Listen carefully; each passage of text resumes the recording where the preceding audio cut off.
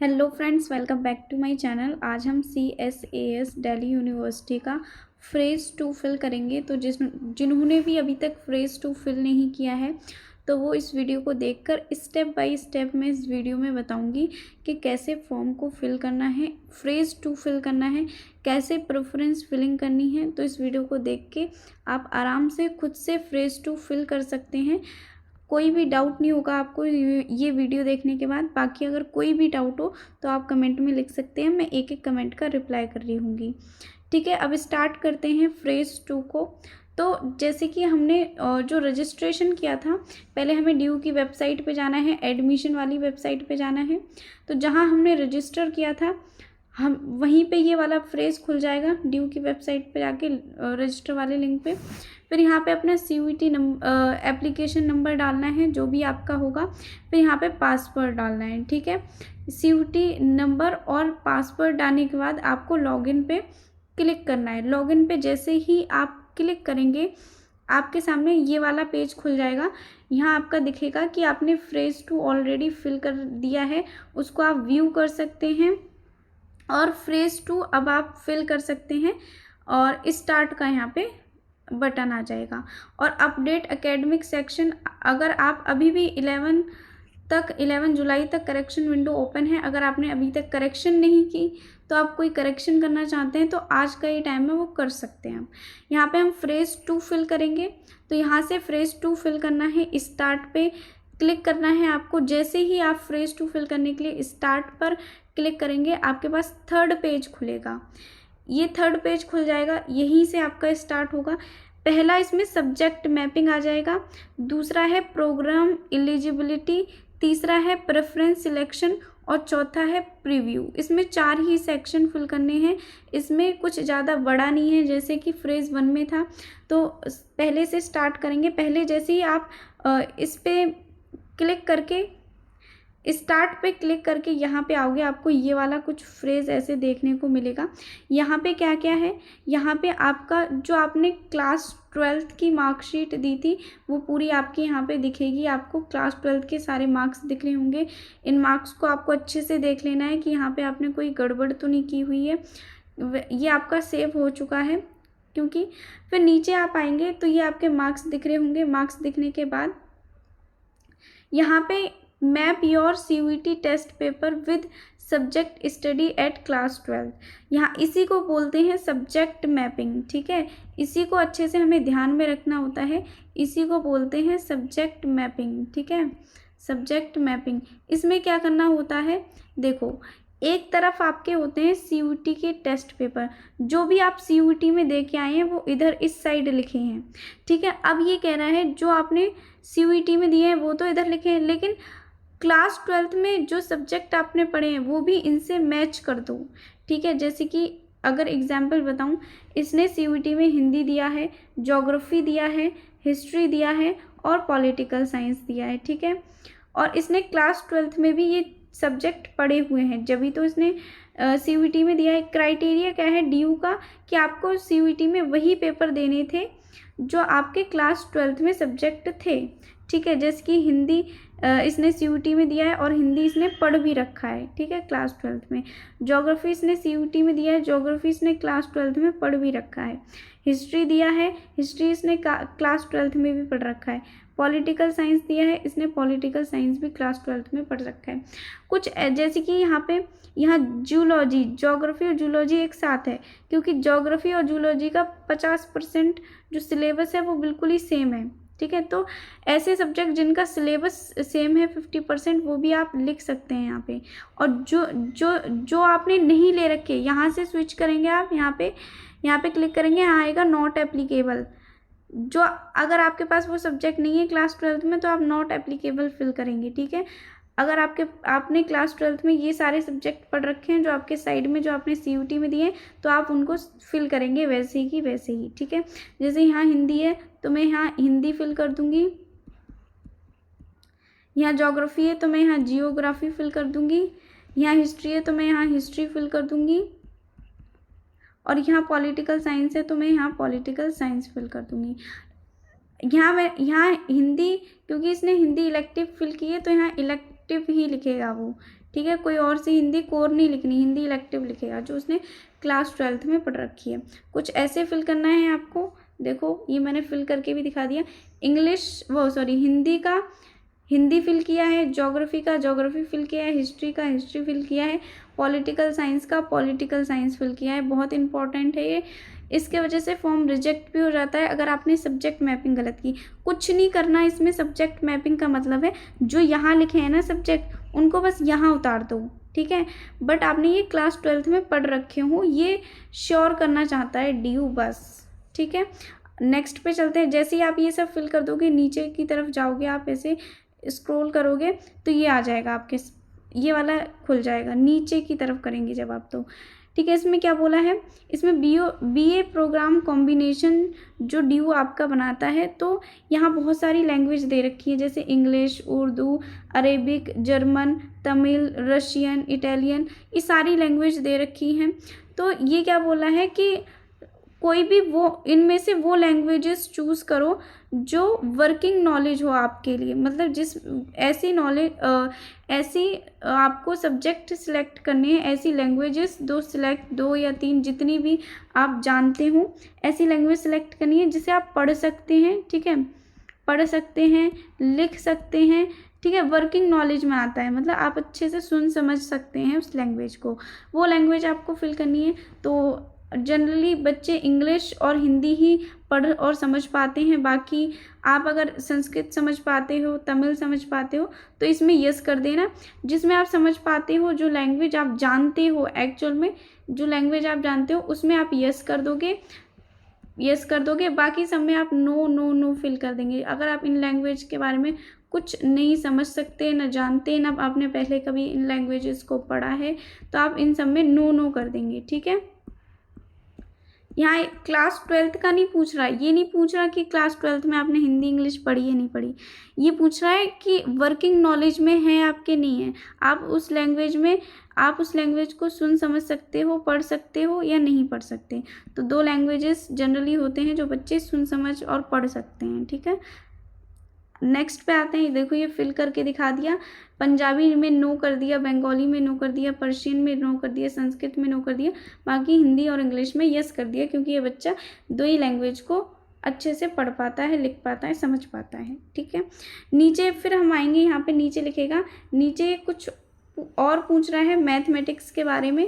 क्या पूछ रहा है, यहाँ पे आप नो फिल करेंगे। जैसे ही आप नीचे की तरफ स्क्रॉल करेंगे, mathematic, applied mathematic, BA program combination के लिए मैथमेटिक्स के बारे में पूछ रहा है। ये क्या पूछ रहा है, have you studied and passed mathematics in class 12th examination. अगर आपने क्लास 12th में मैथ पढ़ रखी है तो आप यहाँ पे यस करेंगे। अगर आपने क्लास 12th में मैथमेटिक्स नहीं पढ़ रखी, मैथ नहीं पढ़ रखी, तो आप नो करेंगे, ठीक है। इस बच्चे ने क्लास 12th में मैथ नहीं पढ़ी थी तो इसने नो लिखा है। ये CUET का नहीं पूछ रहा, अगेन ये नहीं पूछ रहा कि आपने CUET में मैथ दिया है नहीं दिया है, उससे इसको कोई मतलब नहीं। ये बस ये पूछ रहा है कि क्लास 12th में आपने मैथ पढ़ा था। अगर क्लास 12th में आपने मैथ पढ़ा था तो यस कर देना बस। अगर आपने क्लास 12th में आपके पास मैथ सब्जेक्ट नहीं था, आपने मैथ नहीं पढ़ा, तो यहाँ पे सिंपली नो लिख देना। फिर आपको इस पे चेक पॉइंट पे टिक कर लेना है सब पे, ठीक है। जैसे ही आप टिक कर लेंगे, टिक टिक टिक टिक कर देंगे आप। यहाँ पे मैथमेटिक्स के लिए नो कर दिया था इस बच्चे ने, देखो, और सारा ये टिक कर दिया।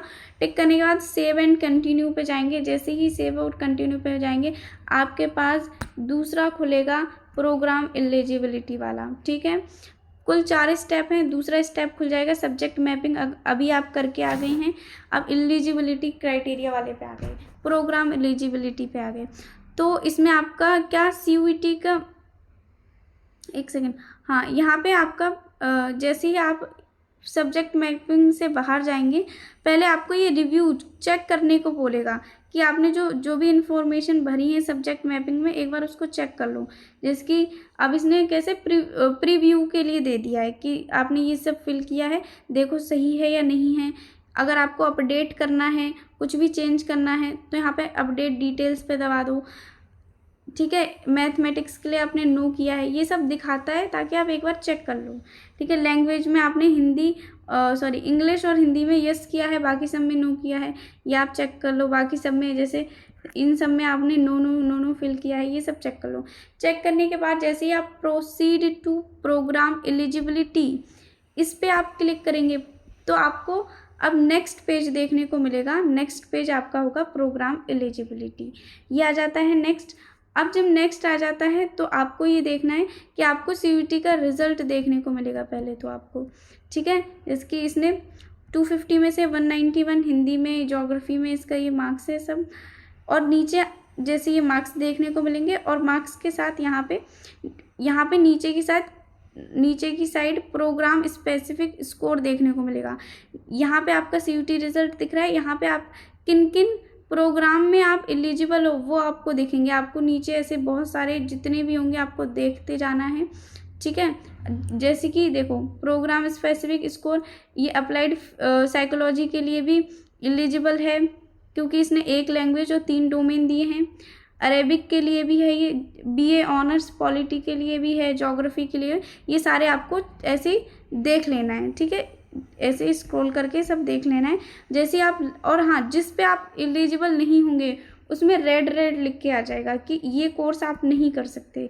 जैसे BSc ऑनर्स स्टैटिक्स ये नहीं कर सकता क्योंकि इसने मैथ नहीं दे रखा है ना, तो यहाँ पे लिख के आ जाएगा minimum eligibility conditions not satisfy.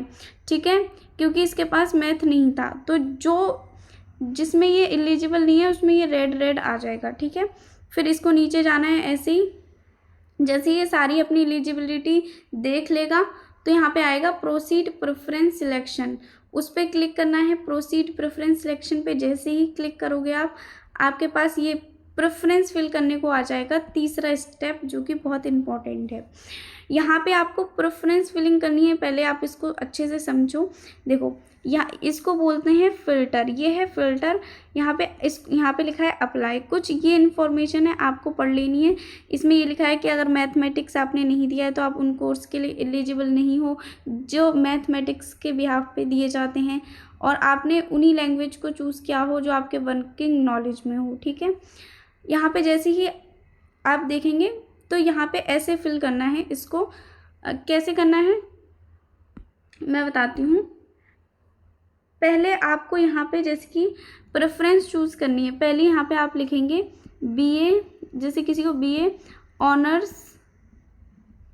Honours pol science करनी है उसने यहाँ पे ये वाला फ़िल्टर लगाया तो यहाँ पे सारे ही वो कॉलेजेस आ जाएंगे जो BA honours political science offer करते हैं। ठीक है, वो सारे कॉलेज आ जाएंगे।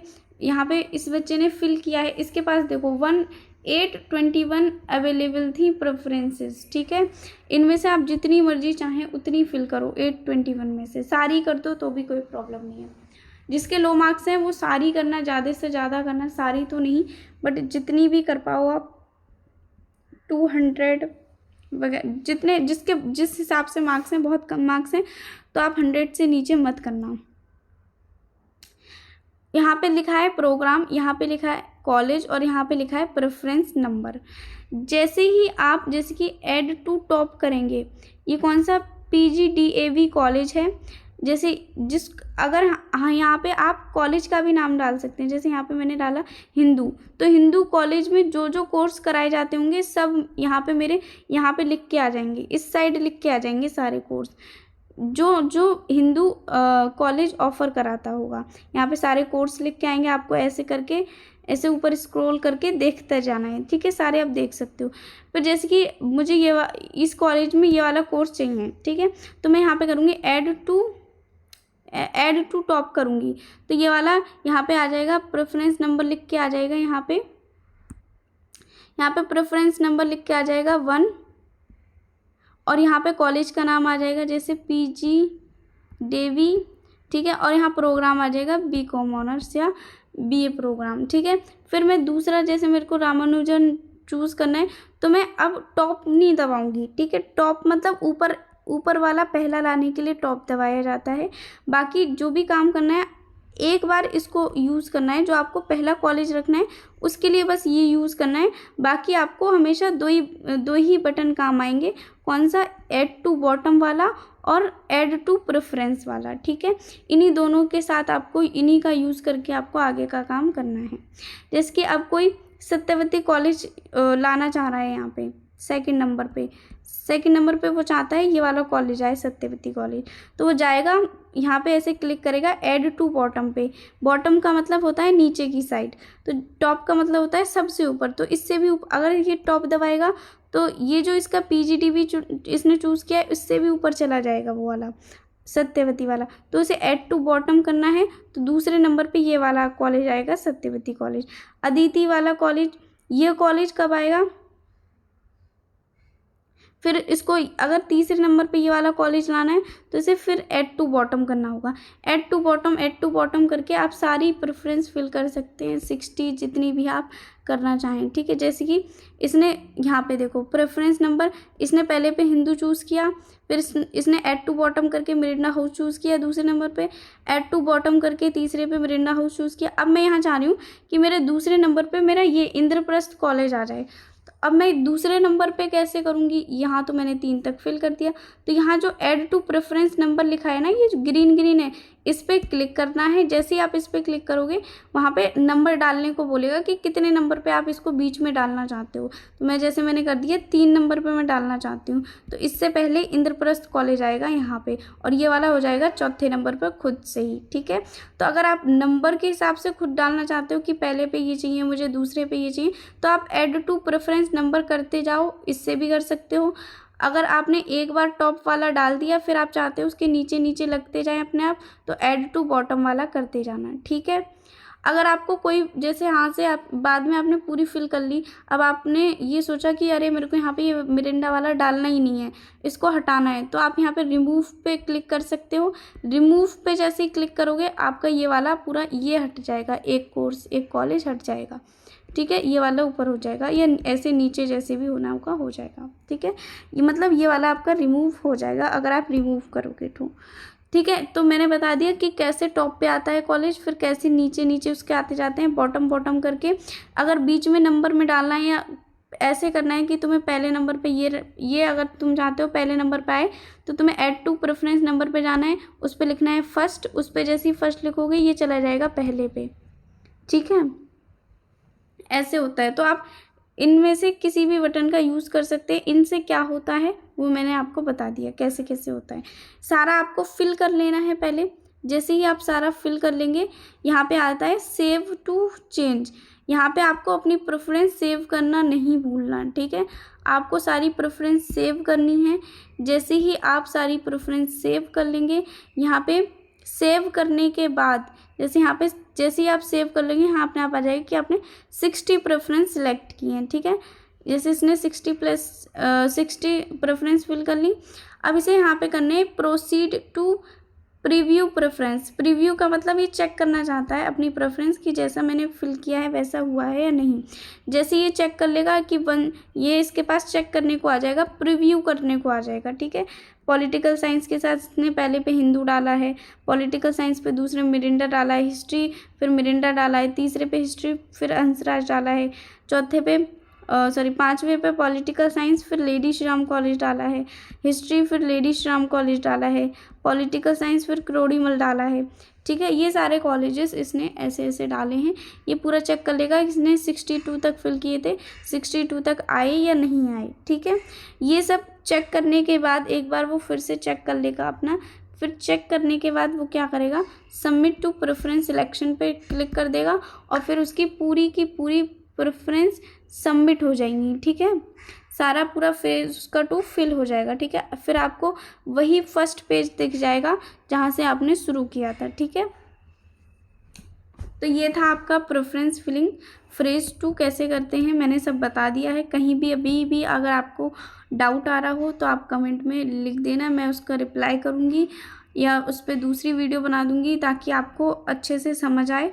तो ये था, अगर आपको कोई भी पेज नहीं समझ आया तो आप दोबारा से पूछ सकते हैं, ठीक है। तो नेक्स्ट वीडियो में सिमुलेटेड रैंक कैसे देखते हैं, सिमुलेटेड रैंक कैसे निकलती है, उससे क्या फ़र्क पड़ता है आपके स्कोर पे, वो सब बताऊंगी। तो चैनल को सब्सक्राइब कर लेना। मिलते हैं नेक्स्ट वीडियो में।